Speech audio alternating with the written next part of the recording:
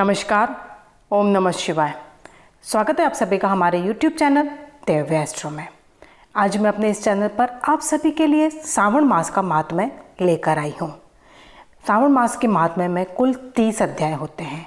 मैं प्रतिदिन आपके लिए एक अध्याय लेकर आऊँगी, तो आप श्रावण माह के महात्म्य के सभी अध्यायों का लाभ मेरे इस चैनल पर ले सकते हैं। चैनल पर बने रहने के लिए चैनल को सब्सक्राइब करके बेल आइकन जरूर प्रेस कीजिएगा और कमेंट बॉक्स में एक बार ओम नमः शिवाय या हर हर महादेव का जयकारा लगाना बिल्कुल भी ना भूलिएगा। तो आइए अब हम करते हैं श्रावण माह के महात्म्य का पहला अध्याय। शौनक बोले, हे सूत, हे महाभाग, हे व्यासशिष्ट, हे अकलमश, आपके मुख कमल से अनेक आख्यानों को सुनते हुए हम लोगों की तृप्ति नहीं होती है, अपितु बार बार सुनाने की इच्छा बढ़ती जा रही है। तुला राशि में स्थित सूर्य में कार्तिक मास का महात्म्य, मकर राशि में माघ मास का महात्म्य और मेष राशि में स्थित सूर्य में वैशाख मास का महात्म्य, और इसके साथ साथ उन मासों के जो भी धर्म हैं उन्हें आपने भली भांति कह दिया। यदि आपके मत में इनसे भी अधिक महिमा में कोई मास है या भगवत प्रिय कोई धर्म हो तो आप उसे अवश्य कहिए, जिसे सुनकर कुछ अन्य सुनने की हमारी इच्छा बिल्कुल भी ना हो। वक्ता को श्रद्धालु श्रोता के समक्ष कुछ भी छिपाना नहीं चाहिए। सूत जी बोले, हे मुनियों, आप सभी लोग इसे ध्यान से सुने। मैं आप लोगों के वाक्य गौरव से अत्यंत संतुष्ट हूँ। आप लोगों के समक्ष मेरे लिए कुछ भी गोपनीय नहीं है।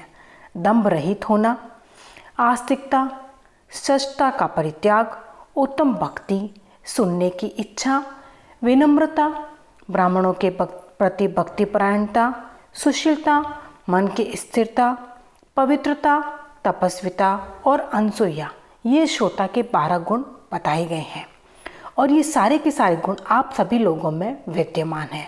अतः मैं आप लोगों पर प्रसन्न होकर उस तत्व का वर्णन करता हूँ। एक समय प्रतिभाशाली सनत कुमार ने धर्म को जानने की इच्छा से परम भक्ति से युक्त होकर विनम्रता पूर्वक ईश्वर भगवान शिव से पूछा।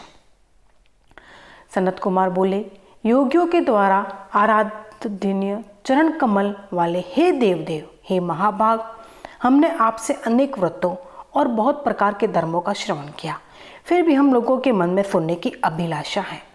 12 मासों में जो मास सबसे श्रेष्ठ, आपका अत्यंत प्रिय हो, सभी कर्मों की सिद्धि देने वाला हो, अन्य मास में किया गया कर्म यदि इस मास में किया जाए तो वह अनंत फल प्रदान करने वाला हो। हे देव, उस मास को बताने की कृपा कीजिए। साथ ही लोकानुग्रह की कामना से उस मास के सभी धर्मों का भी वर्णन कीजिए। ईश्वर बोले, हे सनत कुमार, मैं अत्यंत गोपनीय भी आपको बताऊंगा। हे सुव्रत, हे विधि नंदन, मैं आपकी श्रवणेच्छा और भक्ति से प्रसन्न हूँ। 12 मासों में श्रावण मास मुझे अत्यंत प्रिय है। इसका महात्म्य सुनने योग्य है, अतः इसे श्रावण मास कहा गया है। इस मास में श्रवण नक्षत्र युक्त पूर्णिमा होती है, इस कारण से भी इसे श्रावण कहा गया है। इसके महात्म्य के श्रवण मात्र से यह सिद्धि प्रदान करने वाला है, इसलिए भी यह श्रावण संज्ञा वाला है। निर्मलता गुण के कारण यह आकाश की सदृश है, इसलिए नभा कहा गया है। इस श्रावण मास के धर्मों की गणना करने में इस पृथ्वीलोक में कौन समर्थ हो सकता है, जिसके फल का संपूर्ण रूप से वर्णन करने के लिए ब्रह्मा जी 4 मुख वाले हुए, जिसके फल की महिमा को देखने के लिए इंद्र 1000 नेत्रों से युक्त हुए और जिसके फल को कहने के लिए शेषनाग 2000 जीवाओं से संपन्न हुए। अधिक कहने से क्या प्रयोजन, इसके महात्म्य को देखने और कहने में कोई भी समर्थ नहीं है। हे मुने, एक अन्य मास इसकी एक कला को भी नहीं प्राप्त होते हैं। यह सभी व्रतों और धर्मों से युक्त हैं। इस एक महीने में एक भी दिन ऐसा नहीं है जो व्रत से रहित दिखाई देता हो। इस माह में प्राय सभी तिथियां व्रत युक्त हैं।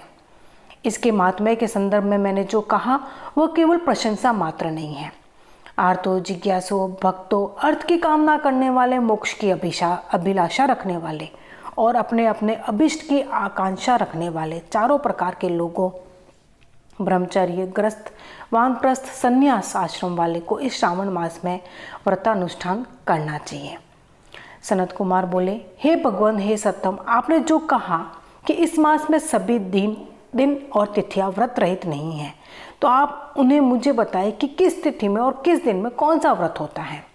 उस व्रत का अधिकारी कौन है, उस व्रत का फल क्या है, किस किस ने उस व्रत को किया, उसके उद्यापन की विधि क्या है, प्रधान पूजन कहाँ हो और जागरण करने की क्या विधि है, उसका देवता कौन है, उस देवता की पूजा कहाँ होनी चाहिए, पूजन सामग्री क्या क्या होनी चाहिए और किस व्रत का कौन सा समय होना चाहिए।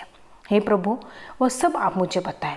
यह मास आपको प्रिय क्यों है, किस कारण यह पवित्र है, इस मास में भगवान का कौन सा अवतार हुआ, यह सभी मासों में श्रेष्ठ कैसे हुआ और इस मास में कौन कौन से धर्म अनुष्ठान के योग्य हैं। हे प्रभु, ये सब बताएं। आपके समक्ष मुझ अज्ञानी का प्रश्न करने में कितना ज्ञान हो सकता है, अतः आप संपूर्ण रूप से बताएं। हे कृपालु, मेरे पूछने के अतिरिक्त भी जो शेष रह गया हो उसे भी आप लोगों के उद्धार के लिए कृपा करके बताएं। रविवार, सोमवार, सोमवार, बुधवार, बृहस्पतिवार, शुक्रवार और शनिवार के दिन जो करना चाहिए, हे विभो, वह सब मुझे बताएं। आप सबके आदि में आविर्भूत हुए, अतः आपको आदि देव कहा गया है। जैसे एक की विधि बाधा से अन्य की विधि बाधा होती, वैसे अन्य देवताओं के अल्प देवत्व के कारण आपको महादेव माना गया है। तीनों देवताओं के निवास स्थान पीपल वृक्ष में सबसे ऊपर आपकी स्थिति है। कल्याण रूप होने के कारण आप शिव हैं और पाप समूह को हरने के कारण आप हर हैं। आपके आदि देव होने में आपका शुक्ल वर्ण प्रमाण है, क्योंकि प्रकृति में शुक्ल वर्ण ही प्रधान है, अन्य वर्ण विकृत है। आप कपूर के समान गौर वर्ण के हैं, अतः आप आदिदेव हैं। गणपति के अधिष्ठान रूप 4 दल वाले मूलाधार नामक चक्र से, ब्रह्मा जी के अधिष्ठान रूप 6 दल वाले स्वाधिष्ठान नामक चक्र से और विष्णु के अधिष्ठान रूप 10 दल वाले मणिपुर नामक चक्र से भी ऊपर आपके अधिष्ठित होने के कारण आप ब्रह्मा तथा विष्णु के ऊपर स्थित हैं। यह आपकी प्रधानता को व्यक्त करता है।